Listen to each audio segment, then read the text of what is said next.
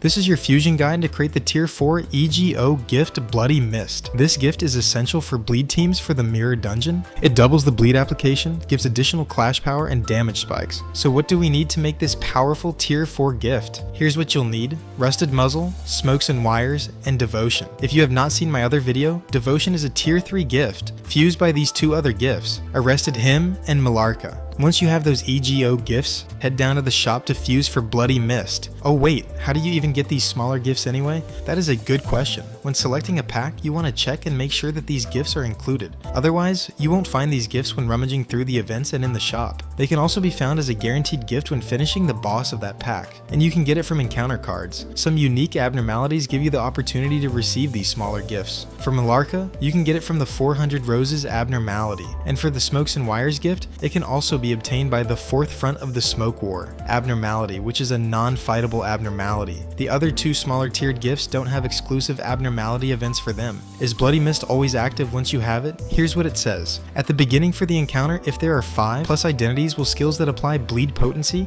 count, or unique bleed. Bloody Mist becomes active. It does not count the EGO skills an identity has. And this is what will happen when it becomes active. Allies inflict double the bleed potency and bleed count, and the ally in the highest deployment order gets these buffs. Any skill that inflicts bleed, or a unique bleed, gets +2 coin power and deals 100% more damage. And when the enemy bleeds away either from clashing or attacking that said ally, it will disperse the remaining bleed between the other enemies or parts for an abnormality. Every other ally gets smaller benefits, which is +1 coin power and 30% more damage for any skills that inflict bleed, or unique bleed. Hold on, what about the identities with minus coins? What does it say about those? Great question. For the identities with minus coins, instead of plus coin power, they get base power plus the result of 8 divided by the number of coins they have, which gets rounded down, but only for the identity in the highest deployment order. The smaller benefit, if they are not in the highest deployment order, is base power plus the result of 4 divided by the number of coins they have.